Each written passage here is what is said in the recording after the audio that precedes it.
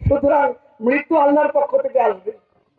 আল্লাহর ওয়াস্তে আমি ভাইদেরকেও বলবো যারা হুমকি দিচ্ছেন, দয়া করে হুমকি দুমকি বাদ দিয়ে মানুষের মন জয় করার চেষ্টা করুন।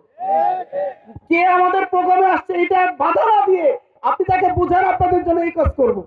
আপনারা জনগণকে প্রতিশ্রুতি দেন, জনগণের জন্য কি করবেন, জনগণকে ভালোবাসতে শিখেন, দেখবেন হয়তোবা জনগণ পরিবর্তন আসতেও পারে আপনাদের দিকে।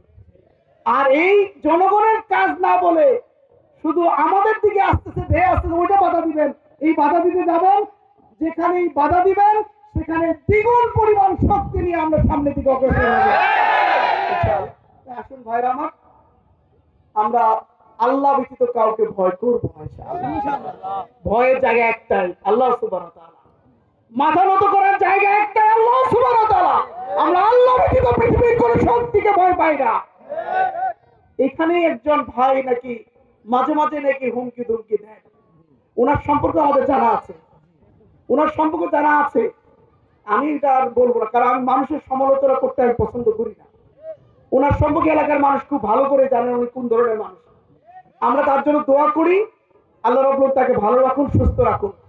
আর অনুরোধ করব, হুমকি দুমকি দিয়েন না ভাই, এটা দিয়ে লাভ হবে না। এই হুমকি দুমকি দিয়ে আওয়ামী লীগ 16 বছর আমাদেরকে তদস্ত করেছিল, পারেনি, একটা পরে তার নিজেরাও পালিয়ে গেছে। সুতরাং এইসব হুমকি দুমকি দিয়ে কোনো লাভ হবে না। মানুষের ভালোবাসা অর্জন করার চেষ্টা করুন, মানুষের জন্য কাজ করে, তাহলেই হবে ইনশাআল্লাহ। আল্লাহ আমাদের সবাইকে সহায় হন, ভালো রাখুন, সুস্থ রাখুন, আপনারা নিরাপদ থাকেন।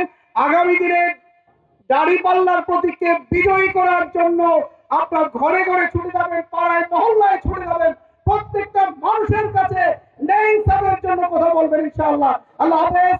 বাংলাদেশ জিন্দাবাদ, বাংলাদেশ জামাত ইসলামী জিন্দাবাদ। আল্লাহ হাফেজ। আসসালামু আলাইকুম।